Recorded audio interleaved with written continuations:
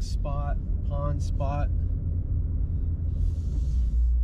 We just did some videos on, some pictures.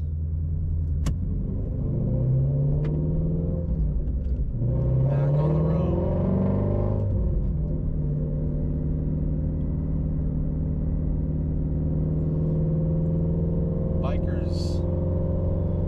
Bikers here are a bit wild.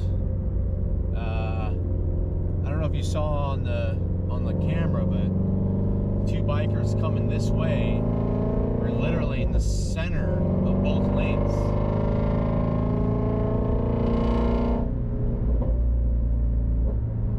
What a beautiful morning.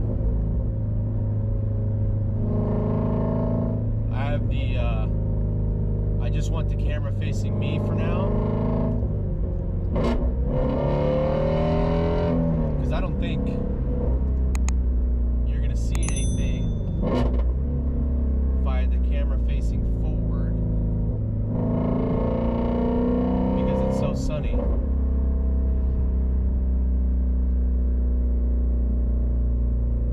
So I'm driving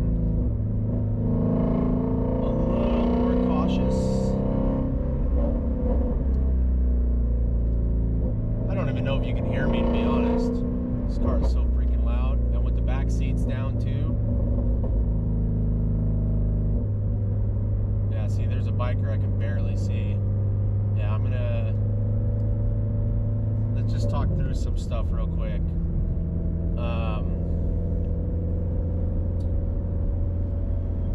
Man, I really don't know what else to say. I freaking love this car. It's unbelievable. Everything about it. The driving sensation, the Tremec, obviously the engine noise.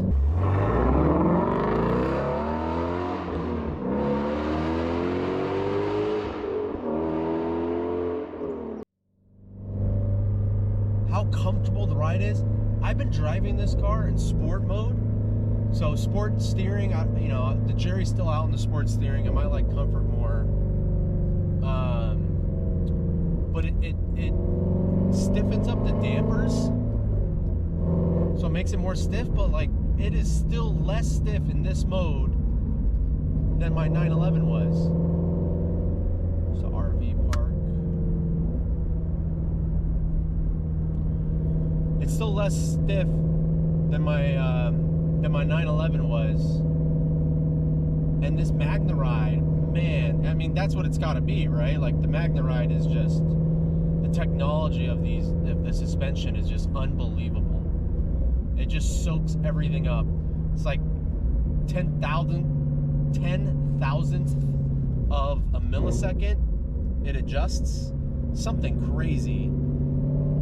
I'm driving a little bit slower here. I might actually, we'll just leave it. There's a bunch of residential houses here, and the sun is directly in my face, so I want to be careful with bikers too.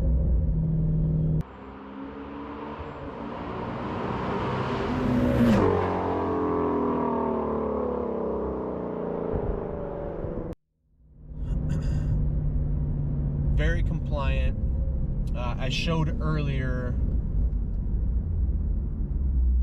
Oh, of course, there's a minivan that just got in front of me.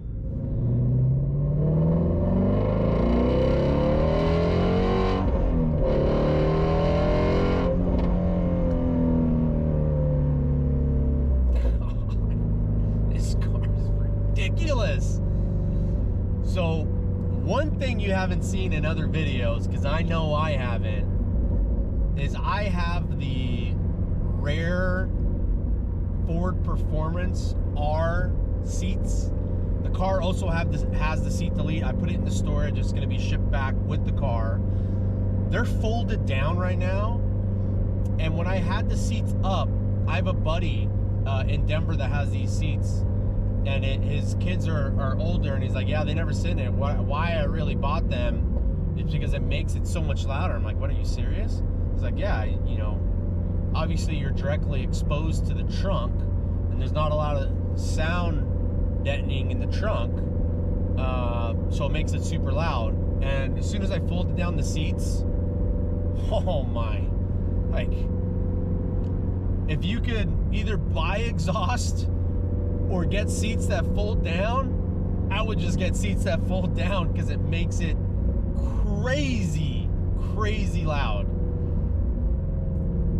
Let's see what's going on here. Minivan's still ahead of me. Going at a good pace, to be honest.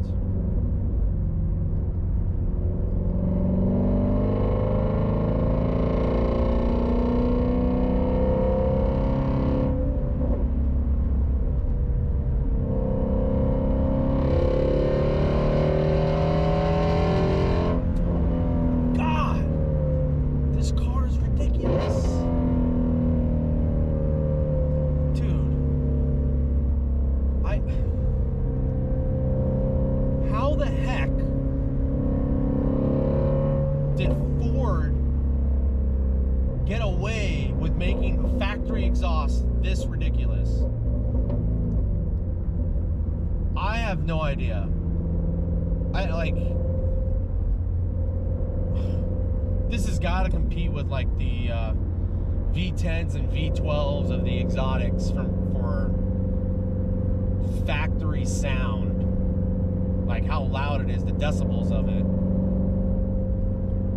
But I was telling my wife, she's like, I thought you didn't like loud cars, excuse me. And I don't actually like loud cars.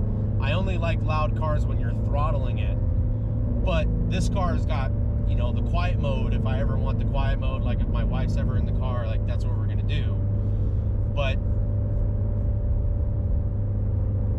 the type of sound this car makes with the flat plane crank, naturally aspirated V8 is so unique and sounds so good that this is the outlier for me. I think in a perfect world, if you had like a 458 Italia Ferrari and you had like a Coyote, a Mustang GT, and you listen to both of them, and then you listen to this car, my guess would be that the sound of this car is a mixture of both of them, right? It has that Ferrari characteristics and quality of the flat plane crank, but it still has that American V8 tone to it. This road is much more congested than I remember.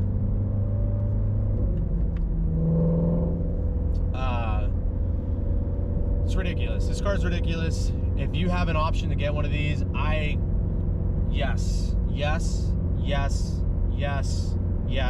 immediately, yes, get two if you can. This is crazy. You know, now that I own one, I hope they don't make another car like this again. I don't think they will.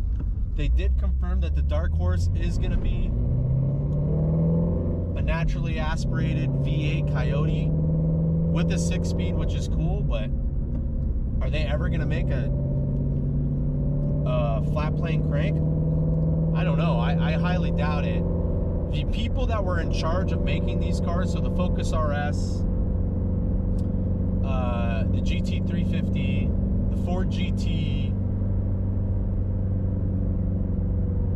I think those were it, was,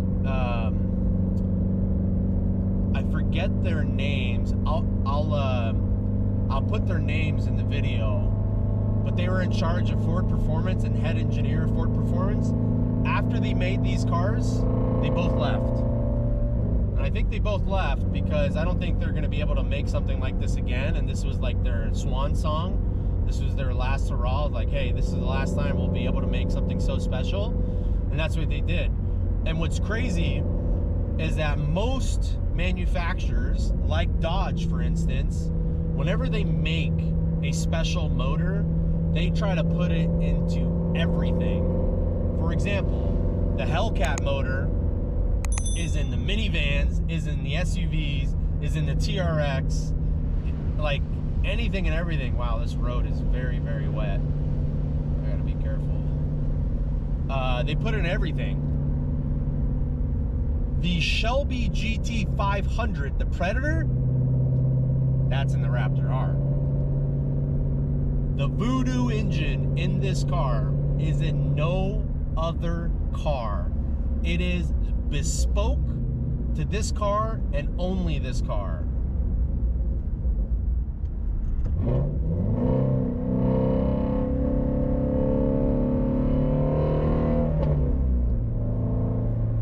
Which I think there was an interview with Jay Leno asking the head of engineering at the time, why didn't you put this in the Ford GT? Because you imagine this motor in a Ford GT. But that's what's really cool and special about this car. This motor is only for this car. That is it. It is not in anything else.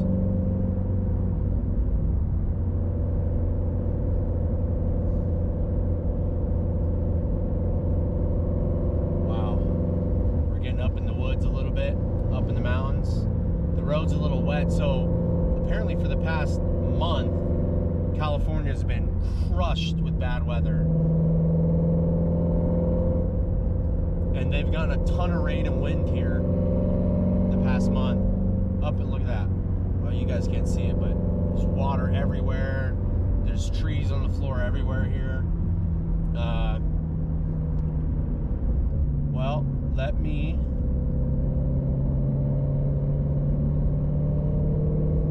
just focus on this drive.